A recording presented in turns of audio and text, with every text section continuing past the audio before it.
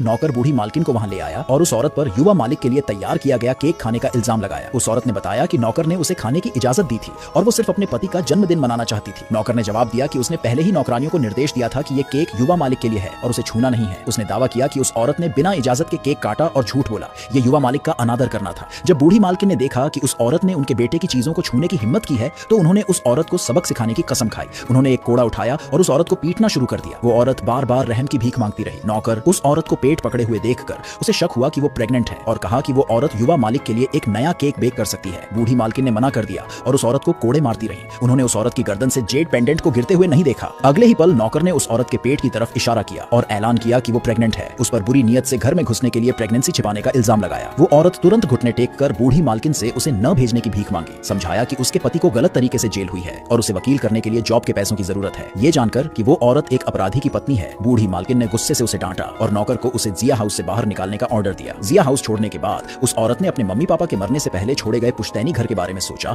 और अपने पति को बचाने के लिए उसे बेचने का फैसला किया। अगले दिन वो पुश्तैनी घर गई और जैसे ही उसने अंदर जाने की कोशिश की उस पर एक बेसिन पानी डाल दिया गया। पता चला कि उसके मम्मी पापा के मरने के बाद उसके चाचा और चाची ने उस पुश्तैनी घर पर कब्जा कर लिया था। उस औरत ने अपने चाचा से विनती की कि वो उसे घर बेचने की इजाजत दे ताकि वो अपने पति को बचा सके। वादा किया कि पैसा होने पर वो उन्हें ब्याज के साथ लौटा देगी। उन्होंने सोचा कि वो इतनी गरीब और प्रेग्नेंट है कि वो कभी भी पैसा वापस नहीं कर पाएगी। परेशानी में उस औरत ने कहा कि उसके पास एक जेड पेंडेंट है जिसे उसके पति ने बचपन से पहना है, जो कीमती है, और उसने उसे चाचा के पास गिरवी रखने को कहा जब तक कि वो उसे वापस खरीद न ले। पर पेंडेंट गायब था। इस बीच जिया विला में बूढ़ी मालकिन को पानी पीते समय जमीन पर जेड पेंडेंट मिला। उन्होंने उसे उठाया और पता चला कि ये उनके अपने पेंडेंट से मेल खाता है। तुरंत ये महसूस करते हुए कि ये उनके बेटे का है, उन्होंने अपने भतीजे को कल रात के सीसीटीवी फुटेज चेक करने का ऑर्डर दिया और पता चला कि पेंडेंट उस औरत से गिर गया था। बूढ़ी मालकिन ने अपने भतीजे को उस औरत और उसके पति की जांच करने का निर्देश दिया और पता चला कि वो औरत जियांग फैमिली के पुश्तैनी घर पर है। बूढ़ी मालकिन जल्दी से वहां गई। दूसरी तरफ जब चाचा ने देखा कि वो औरत पेंडेंट नहीं दिखा पाई, उन्होंने सोचा कि वो उन्हें बेवकूफ बनाने की कोशिश कर रही है